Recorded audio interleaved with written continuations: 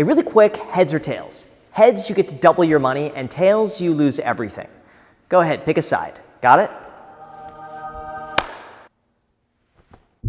Look, I get it. Betting everything on a coin flip is obviously insane, but a growing number of people are doing the financial equivalent of this every single day, not because they're dumb, but because playing it safe basically guarantees you fall behind. This is why more and more young people aren't investing anymore. They're betting.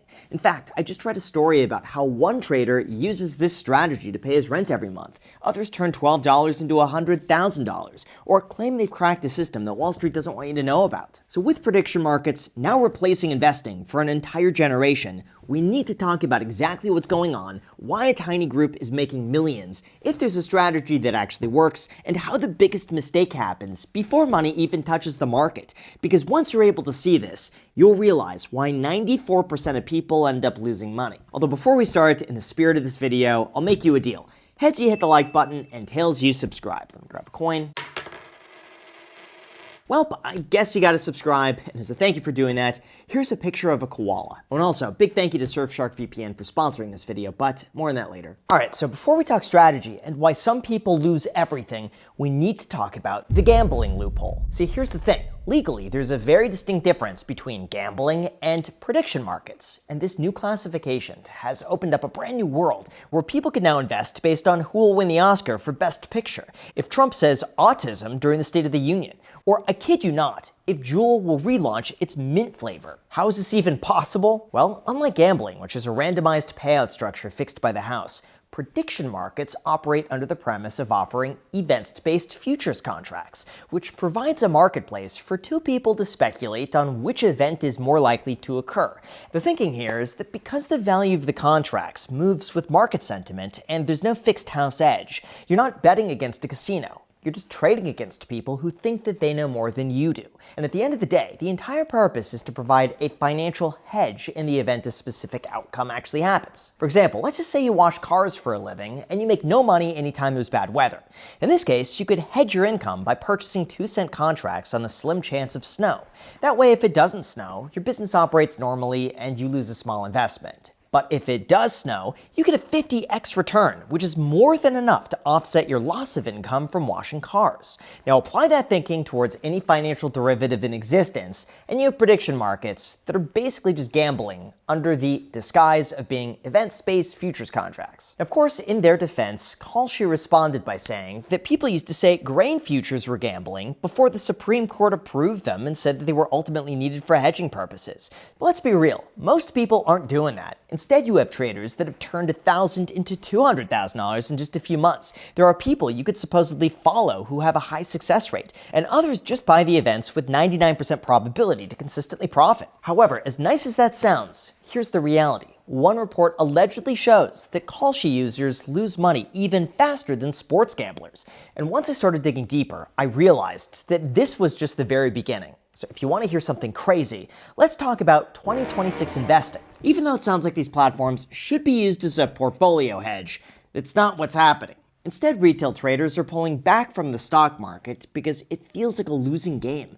So instead of competing in a system that feels impossible to beat, more people are turning to all-or-nothing bets where it seems more transparent and easy to understand, even if the odds aren't in their favor. For example, surveys found that many young traders would rather bet on things like the Grammy winners or a potential TikTok ban than analyze a PE ratio, because at least with the Grammy winners, it's something they understand and comprehend, unlike a financial statement that they were never taught to read.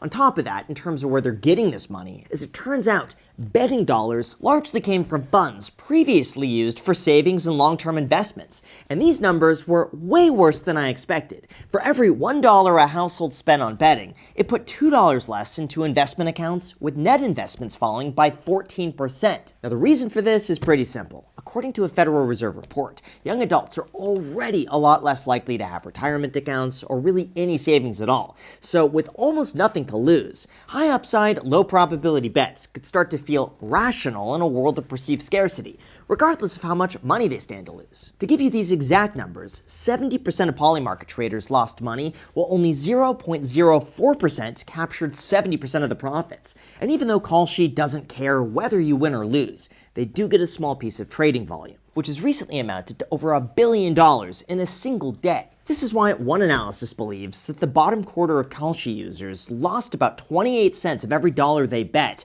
compared with about 11 cents per dollar on other online gambling sites. Obviously, Kalshi responded to this, calling the report extortion and flat out wrong. But the analyst in question went on record to say that we stand for transparency, we stand for helping bettors, traders understand their activity across the platform, and we stand behind our data. Either way, it's evident that when the same phone that holds a brokerage app also has events-based contract trading, the mental barrier between investing and gambling pretty much evaporates into thin air. And when you combine that with the fact that people are losing faith in the traditional investing system, compounding feels too slow, and home ownership is out of reach, high-risk bets just start becoming more common.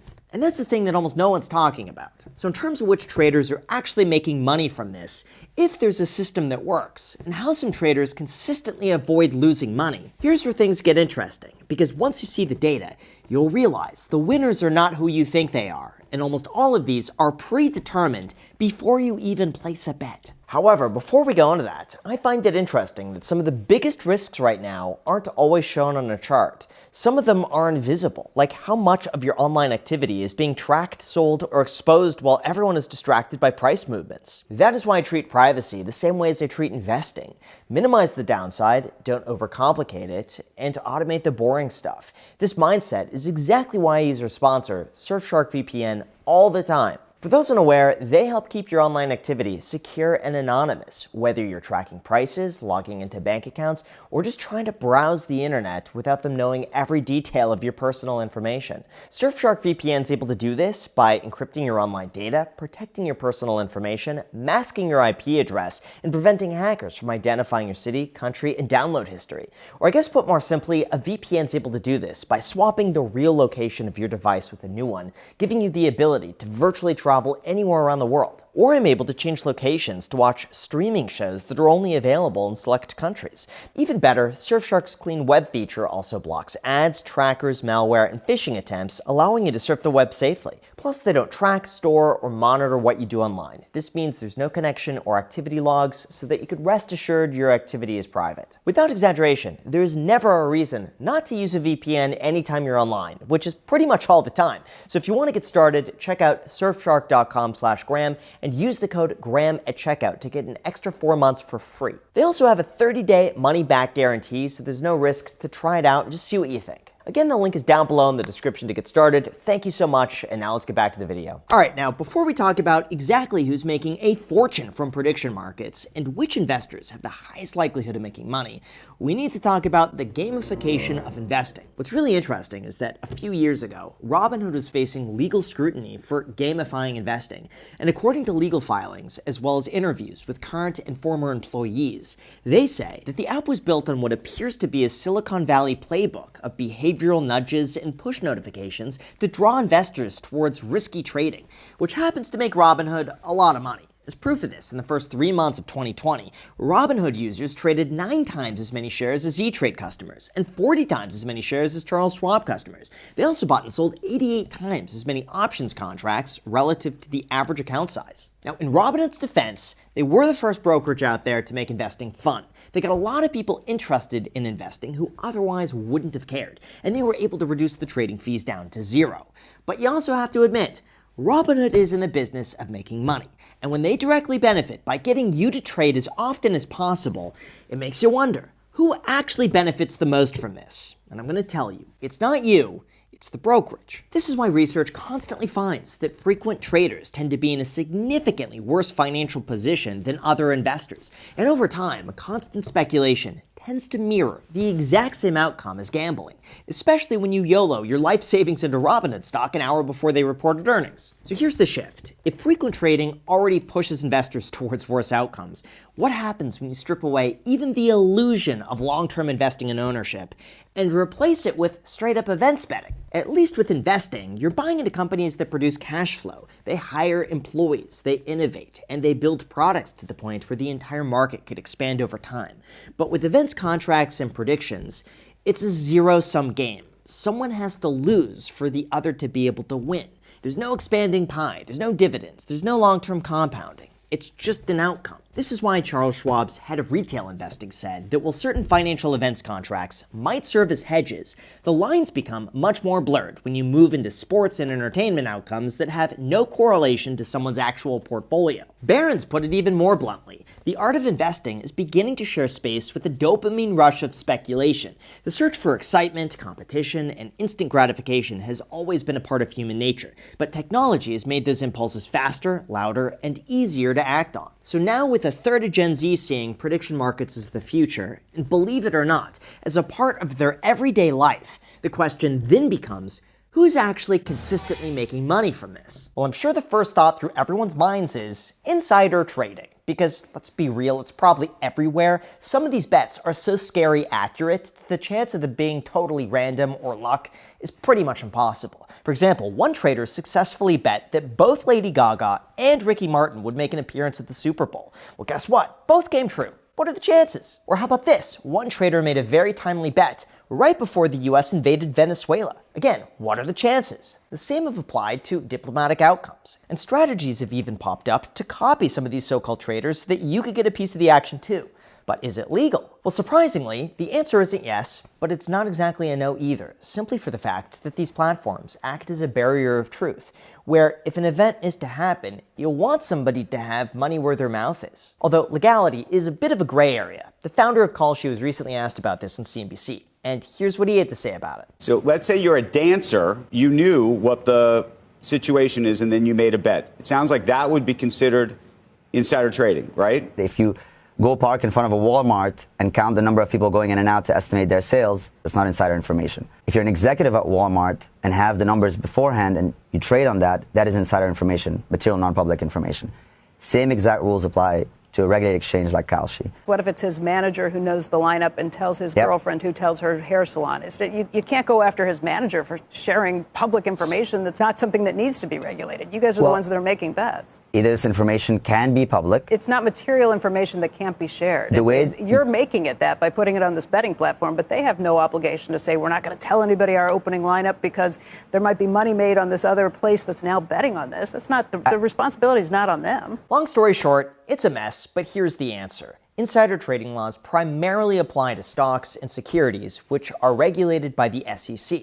But prediction markets are classified as derivatives and regulated by the Commodity Futures Trading Commission. For this, insider trading is classified as a breach of duty, like a worker stealing company secrets. But the bar is incredibly high to convict, so for the most part, a lot of people just get away with it. On top of that, the founders of these platforms argue that for a prediction market to be accurate, you want people with insider information to put money on it. In this case, it's a tool for truth, and if you ban the people who actually know what's going to go on, it makes these markets a lot less accurate. But you know what? For legal compliance on this video, here's exactly what Kalshi prohibits. Anyone with material, non-public information, anyone with the ability to exert influence or control over the resolution of a market, or any employee or affiliate of a source agency. So if that's you, then technically you can't trade, although one thing is for certain. These prediction markets are incredibly accurate to the point where 4 hours before a contract ends, the leading outcome is usually correct 94% of the time. Or in other words, if someone has money at stake, even if they know something that others don't, that's going to be reflected in the market likelihood of happening and other people could act on it. This is why Robinhood's revenue continues to climb. So in terms of my own thoughts, the problems this causes, and why I don't think it's stopping anytime soon, here's what you came for. Overall, these prediction markets really favor insider knowledge. When it comes to this, information asymmetry is real, and the most active traders tend to be the most sophisticated. But when betting is wrapped up in the guise of investing, it's inevitable that some people are going to trade way more than they really should, which is going to lead to some pretty disastrous outcomes. Now, don't get the wrong idea, because personally, I have nothing against prediction markets, sports betting, whatever people want to do with their own money. on their own time, with their own free will, is none of my business. But it is important to draw the line that unless you have expert level knowledge on a very specific topic, it's probably a money-losing proposition long term. Like sure, if this is your entertainment budget, totally good. I do not care. But the stats when it comes to gambling is pretty bad. For example, in states where sports betting became legal, household investments declined, savings went down, retirement contributions fell, debt increased, credit scores dropped. Not for everybody, but for a meaningful subset of the population. Of course, I get it. I think a lot of people feel so far behind anyway that even if they're able to save up $5,000 and invest patiently over 8 years to double it, that's still not going to be able to be enough to pay their rent increases. Investing $100 a week won't buy you a house for 35 years. So why not take that $1,000 and put it on a 1 in 100 chance of making $90,000 next weekend? No, it is not mathematically rational, but when the future looks so uncertain, these bets look a lot more appealing. So my advice is this: if you're going to treat it like entertainment, treat it like entertainment. Set a hard cap, assume it goes to zero, and don't confuse a lucky winning streak with skill. But if you are trying to build actual, durable wealth, this is not a reliable strategy, purely because the people consistently making money doing this are either early, better informed, better capitalized, or just running strategies that you're not seeing. Let's be real, the edge doesn't sit positively here with the person just casually scrolling Twitter, making bets from their phone in their bedroom. That's why I think the biggest risk here isn't the bet itself, it's if the bet replaces investing. The truth is, as boring as investing could be, it's one of the only games out there where you don't need someone else to lose for you to be able to win. And that's the difference. Now, if you feel behind, I get it. Putting $200 in an index fund is not exciting and it's not going to make you rich overnight.